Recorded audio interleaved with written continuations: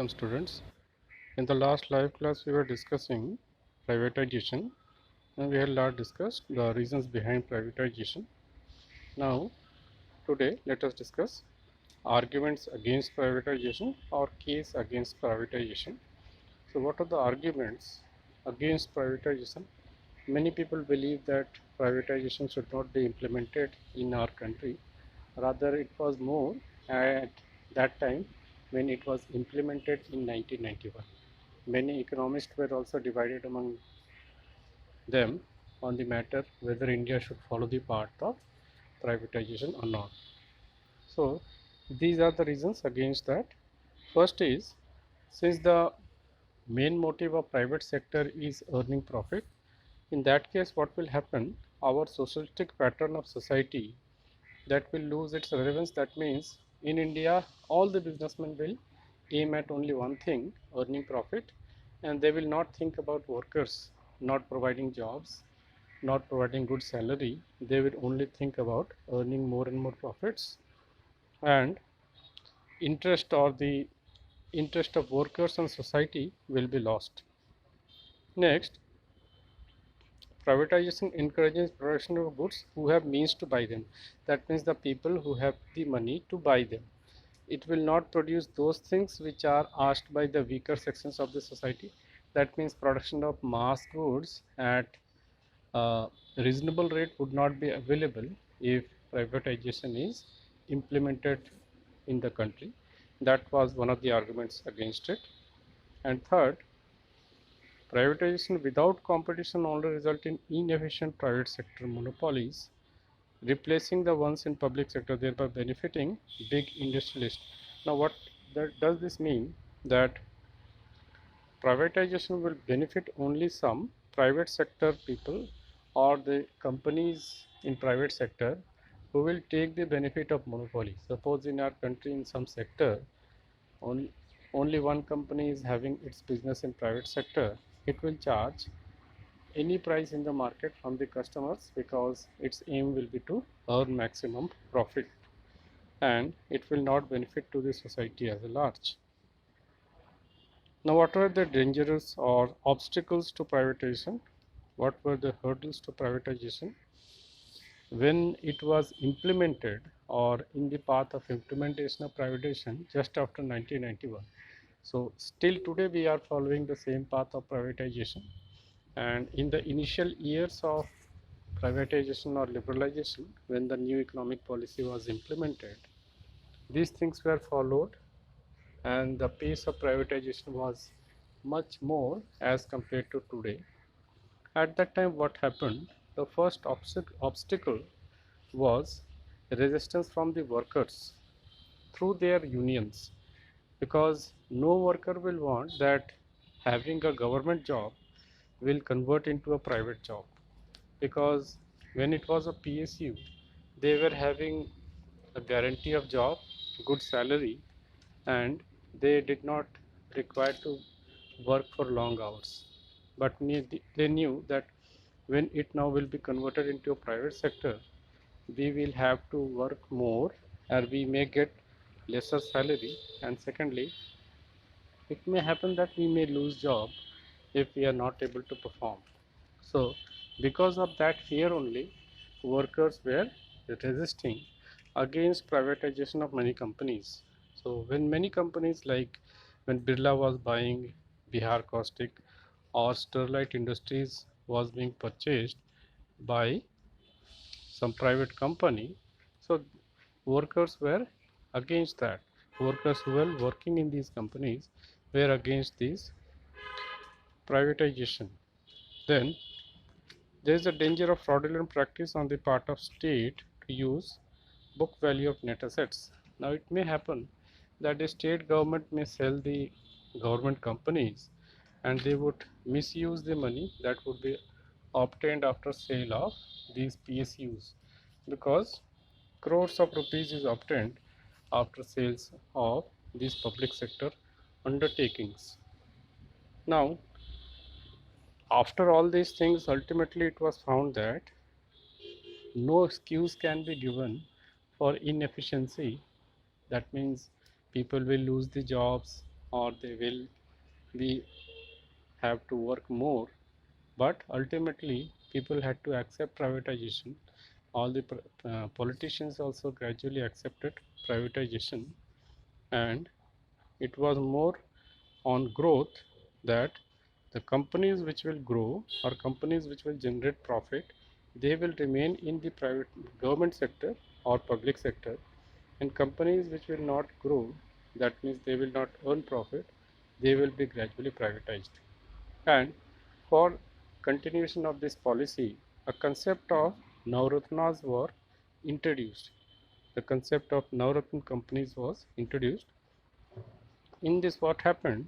The profit-making companies were given a status of Navratna by the central government, and for the first time in 1997 it was introduced, and the main companies were Bharat Heavy Electricals Limited, BPCL, IPCL, Indian Petrochemicals Corporation, Hindustan Petrochemical, Petroleum Corporation, Indian Oil Corporation, NTPC, ONGC, Steel Authority of India, Videsh Sanchar Nigam Limited, all these companies which were earning good profit.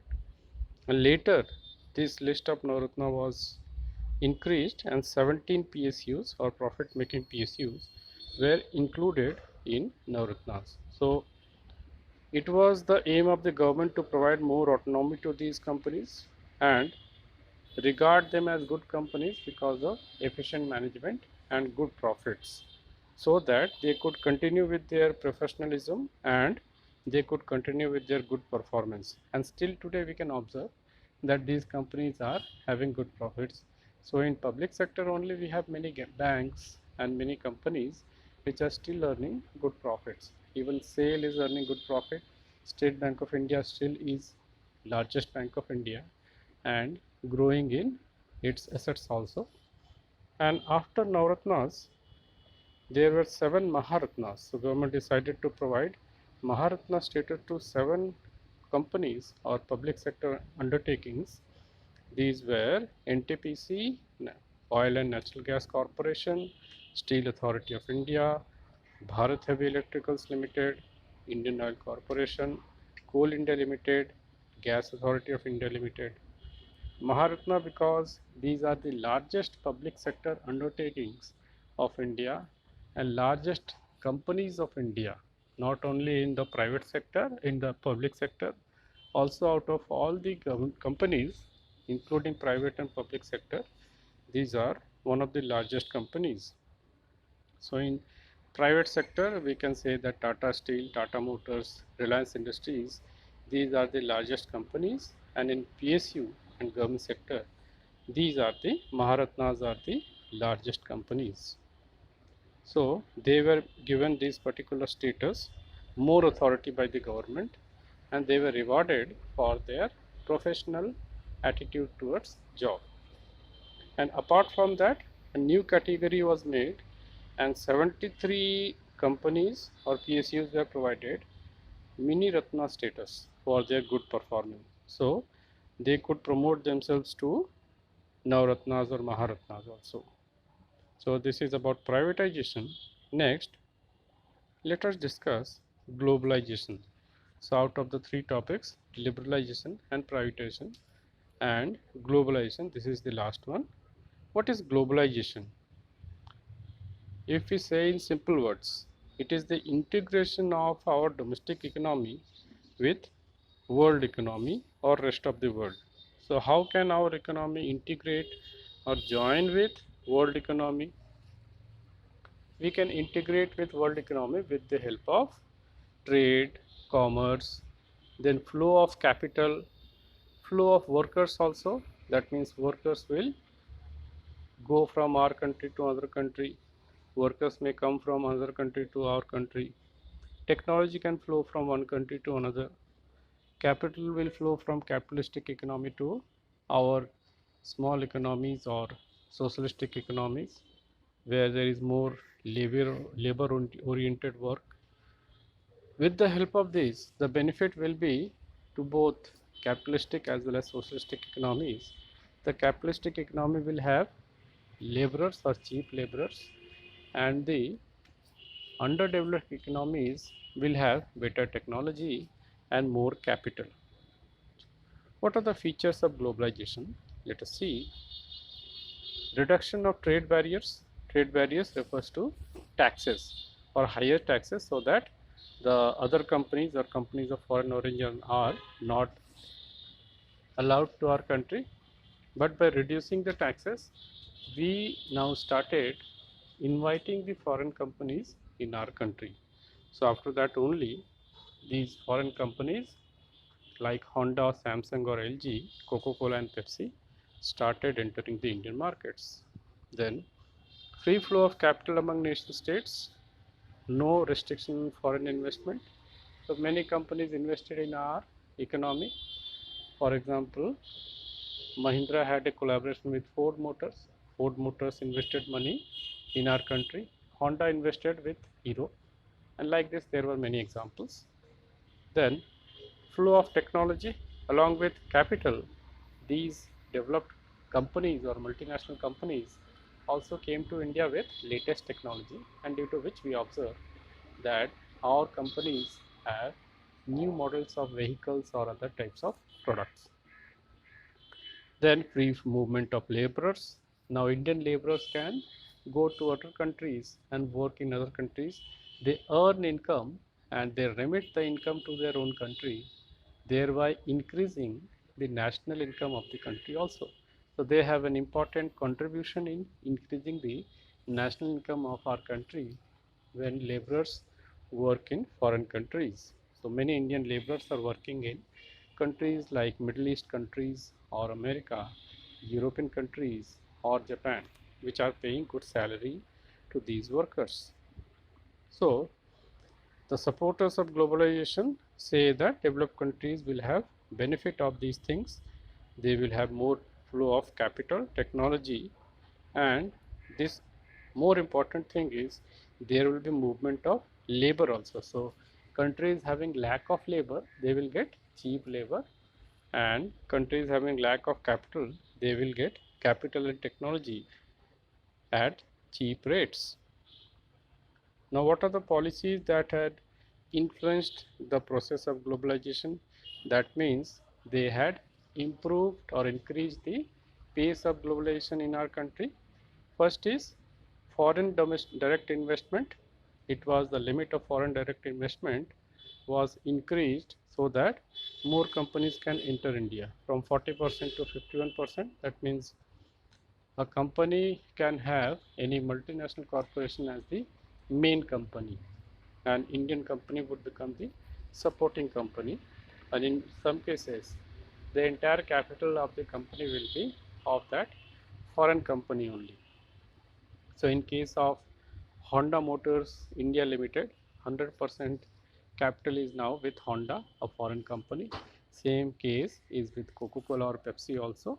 Then partial convertibility of rupee, that means we can convert or purchase and sell rupee, and we can also purchase foreign currency. So traders or Indian importers and exporters were allowed to freely interact with foreign markets to purchase and sell dollars and rupees, which was earlier done through RBI. Then trade barriers or tariff barriers between India and other nations were reduced. Now, as I discussed earlier, that for import of many raw materials like picture tubes or part of refrigerators or electronic products, computer hardwares, the taxes were as high as 100% or even 200% in some raw materials, but later they were reduced to around 50%, 40%, and even less than that. And due to this, we observe that prices of many commodities decrease. So prices of computers, computer hardware, electronic goods, mobile components, all those things today are much cheaper as compared to that time of 1990s. So this is all about globalization. Now, a difference between tariff and non-tariff barriers.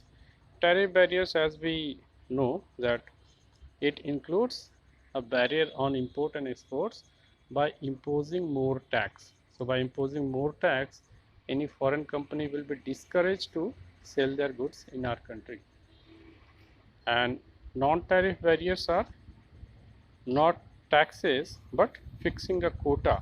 So the importers had a quota that suppose a computer hardware importer, that particular importer has a fixed quota that you cannot import goods beyond this particular value.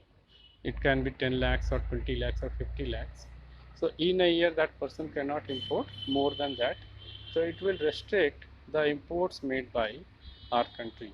So earlier, before 1991, this was the process to restrict the imports so that Indian government could not lose their foreign exchanges. Later, these things were removed in many types of goods. Still today, we have in some cases, there are some restrictions on quantity. For example, in case of gold, there are restrictions that importer of gold cannot import gold beyond a certain limit, because we know that gold is not a productive asset. It is not used for any production. Simply it is laying down with our people or families in the form of jewelry, and our foreign exchange is lost to other countries due to import of gold. Now, one of the components of globalization, which is called outsourcing. What is outsourcing? Outsourcing basically is hiring outside people for performing your job, the job which is not the main job of your company. For example, main job of any FMCG company is production of FMCG goods like soap, hair oil, toothpaste, all these things. And dealing with the public, that means call centers, customer care centers, these are the additional duties in which the main companies people may not be expert. In case of many companies, it happened that they were expert in their own particular job but not in these type of additional jobs. So these type of outsourcing or these type of jobs were outsourced, that means given to other countries. And this was the benefit for India. Why?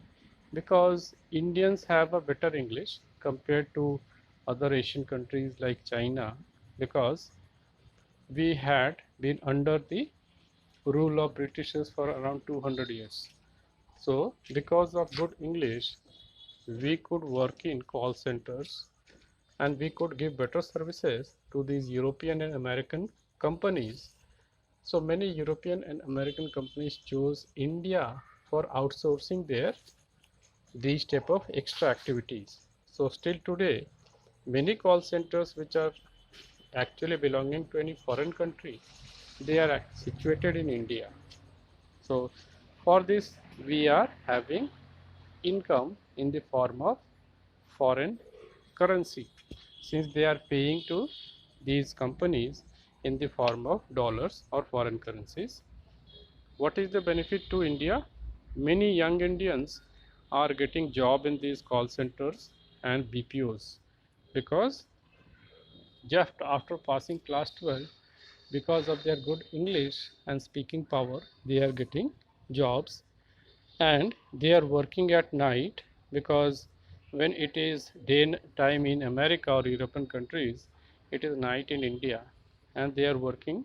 Many students are working in the daytime, they are studying, and at the night they are working in any call center, and they are earning good money. So the benefit of this is going to BPO industry in India and IT industry also.